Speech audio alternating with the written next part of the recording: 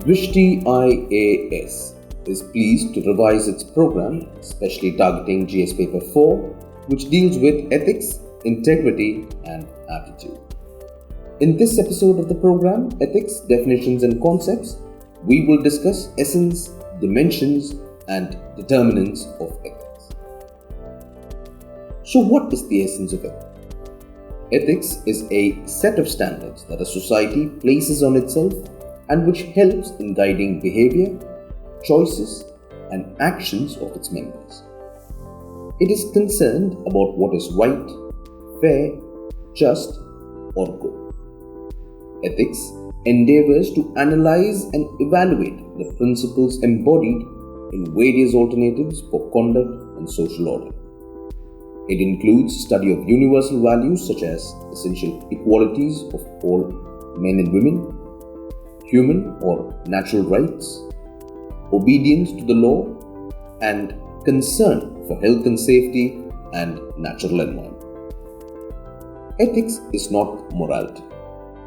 Ethics denotes the theory of right action and the greater good, while morals indicate their practice. Ethics is not limited to specific acts and defined moral codes, but encompasses the whole of moral ideas and behavior, a person's philosophy of life. Morality does not demand acquiescence from others. A person can remain moral all by himself without accounting for the morality of others, whereas ethics includes all.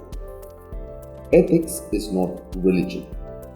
Religion is individualistic in nature. It advocates ethical principles but does not address all the issues.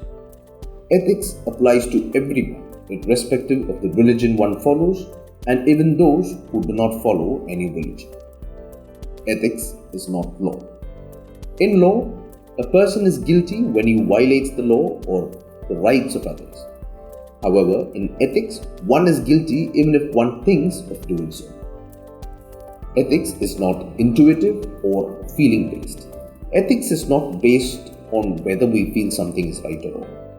Sometimes our intuition signals us that we are facing an ethical dilemma and we want to do the right thing. Feelings or intuition also may prevent us from behaving ethically, perhaps out of fear or conflicting desires. Now we focus on dimensions of ethics. It simply means different viewpoints from which ethics can be described, analyzed, and discussed. Some of those are mentioned in the following section. Meta-ethics. It looks at origins and meaning of ethical principles, analyzes ethical concepts, seeks to understand the nature of ethical properties and evaluations. Two issues are important. Metaphysical issues related to the existence of morality independently of humans. Psychological issues related to the underlying mental basis of our moral judgments. Some of the theories related to meta-ethics are divine command theory, natural law theory, and social contract law. Normative ethics.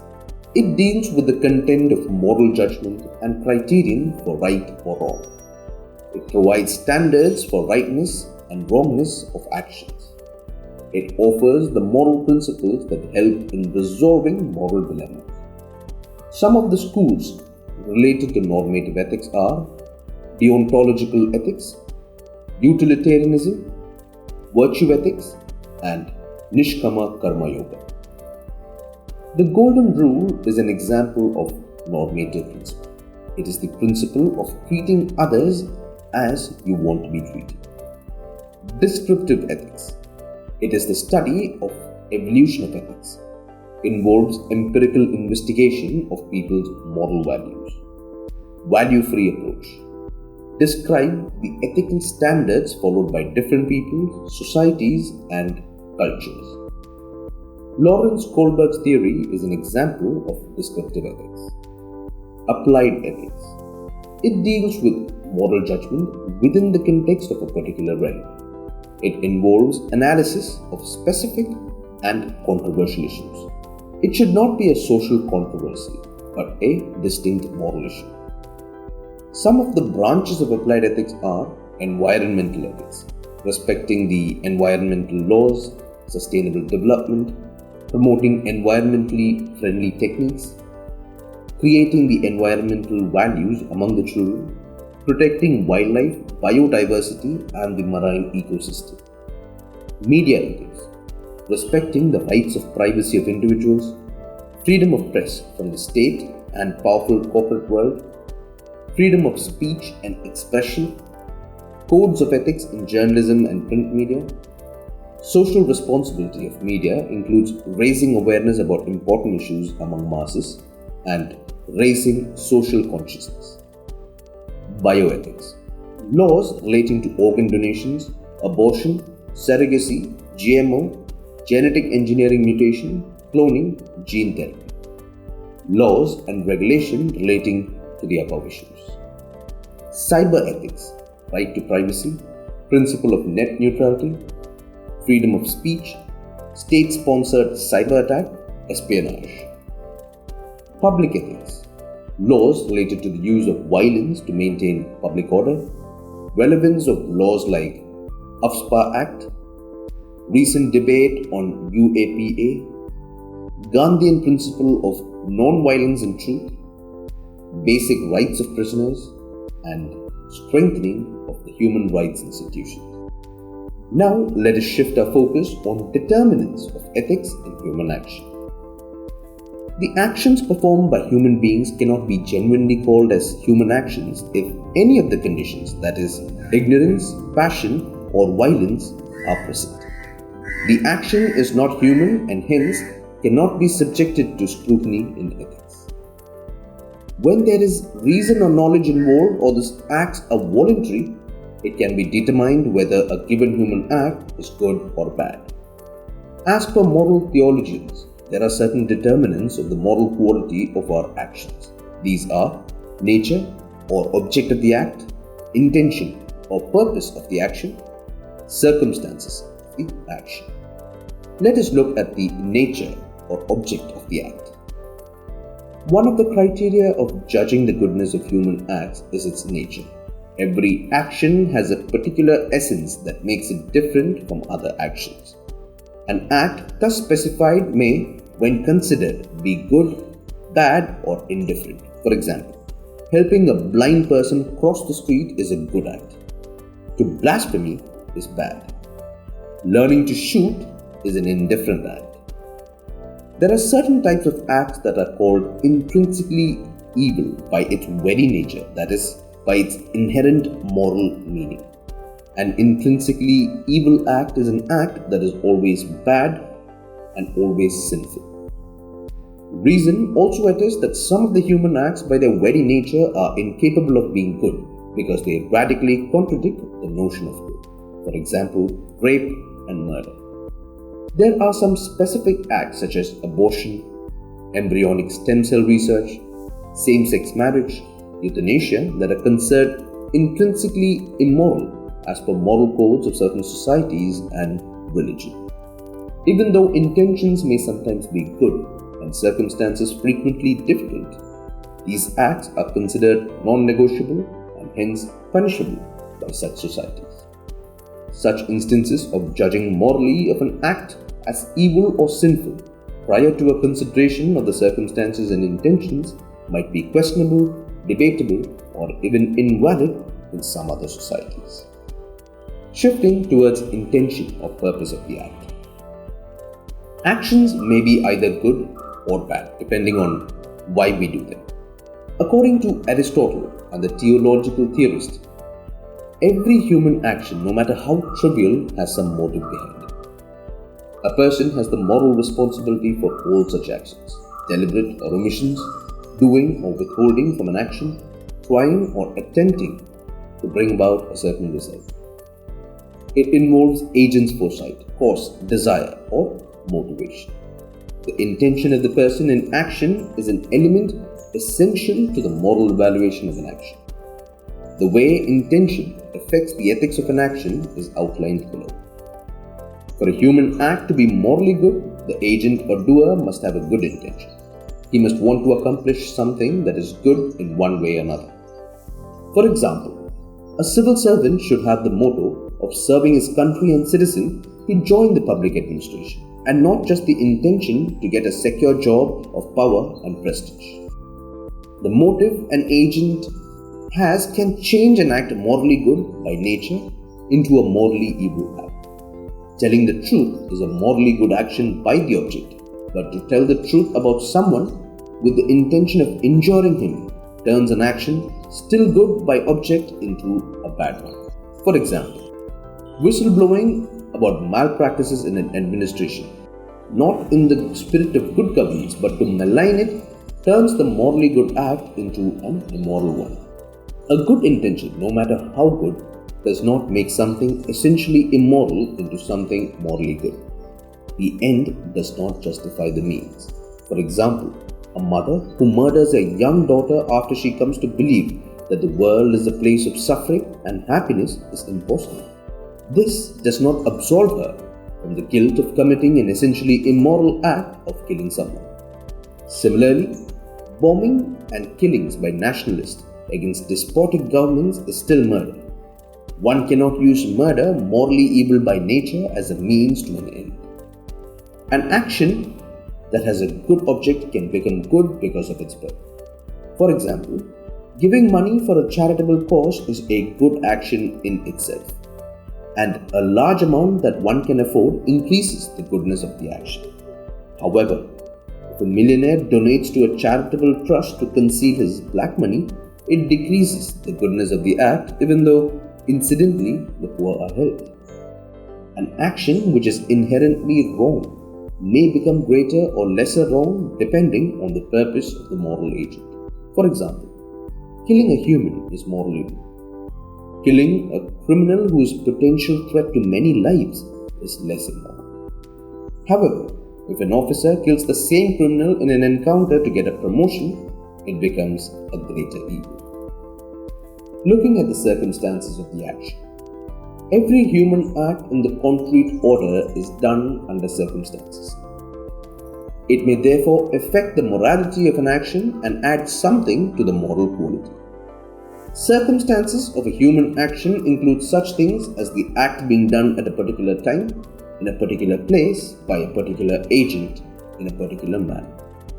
Sometimes, circumstances affect the morality of the action only in degree, that is, they contribute to increasing or diminishing the moral goodness or evil of human acts. For example, stealing is bad by object. Stealing from a destitute increases the malice of the action. On the other hand, if a robber acts like Robin Hood by stealing from the rich to help the poor, his robberies become less immoral. Some circumstances impart a new type of goodness or badness to an action by the effect of when and where it takes place, whether it is done during war or peace. For example, there is an increase in guilt of an intelligence officer who, when caught by an enemy country at the time of war, succumbs to the threat of violence. Similarly, where the action takes place and can affect its morality. For example, a murder in a church, a cathedral, adds an additional moral evil to murder itself. Circumstances can also diminish or lessen the agent's responsibility. For example, a woman who kills the person who attacks her chastity is absolved from the guilt of killing someone. It must be understood that a morally good act requires the goodness of the object, the purpose, and of the circumstances together. If any one of the three is evil, then the human act in question is evil and should be avoided. Agents that influence the ethicality of human action, individual personality traits, culture or country of the individual, and organization or industry. Now let us focus on the consequences of ethics in human action.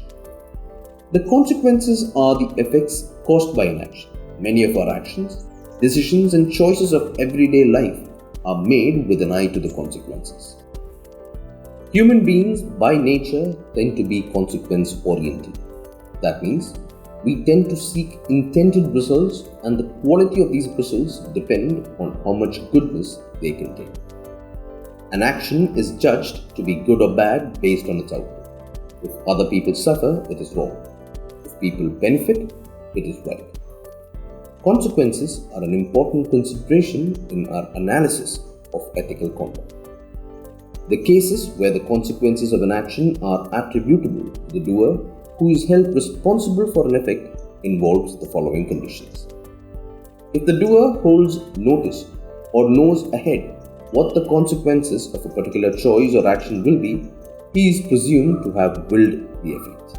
For example, if the hunter chooses to shoot, he has willed the effect, whether the killing of deer or killing of men. If the actor does not perform the act but causes another one to do it in the form of help, encouragement, or persuasion, for example, if a politician gives a hate speech that incites communal violence in a sensitive area, he will be considered guilty of the commission of the wrong act. If one remains silent or does not take any action, for example, if a person witnesses a road accident and refrains from helping the victim in critical condition, he fails to perform the duty of a good Samaritan. And now, let us conclude this episode by looking at questions asked in the previous year examinations. In 2019, the following question was asked. What is meant by the term constitutional morality? How does one uphold constitutional morality? In 2018, the following questions were asked. What is meant by conflict of interest? Illustrate with examples the difference between the actual and potential conflicts of interest. Suppose the government of India is thinking of constructing a dam in a mountain valley bound by forests and inhabited by ethnic communities. What rational policy should it resort to in dealing with unforeseen contingencies? In 2017, the following question was asked. The crisis of ethical values in modern times is traced to a narrow perception of the good life. Discuss. In 2016, the following questions were asked. Explain how ethics contributes to social and human well-being. Law and ethics are considered to be the two tools for controlling human conduct so as to make it conducive to civilized social existence. Discuss how they achieve this objective. Giving examples show how the two differ in their approaches. Anger is a harmful negative emotion. It is injurious to both personal life and work life. Discuss how it leads to negative emotions and undesirable behaviors. How can it be managed and controlled? 2015, the following questions were asked. What is meant by environmental ethics? Why is it important to study? Discuss any one environmental issue from the viewpoint of environmental ethics. Differentiate between the following: laws and ethics, ethical management and management of ethics, discrimination and preferential treatment, personal ethics and professional ethics. In 2014, the following questions were asked. All human beings aspire for happiness. Do you agree? What does happiness mean to you? Explain with answers. What does ethics seek to promote in human life? Why is it all the more important in public administration? The current society is plagued with widespread trust deficit. What are the consequences of this situation for personal well-being and for societal well-being? What can you do at a personal level to make yourself trustworthy? And lastly, in 2013, the following questions were asked. Some people feel that values keep changing with time and situation, while others strongly believe that there are certain universal and eternal human values. Give your perception in this regard with due justification. The good of an individual is contained in the good of all. What do you understand by this statement? How can this principle be implemented in public life? With this, we conclude today's episode of Ethics, Definitions and Concepts. Until next time, stay safe. Thank you. To watch our videos in Hindi, subscribe to our Hindi YouTube channel, Drishti IAS.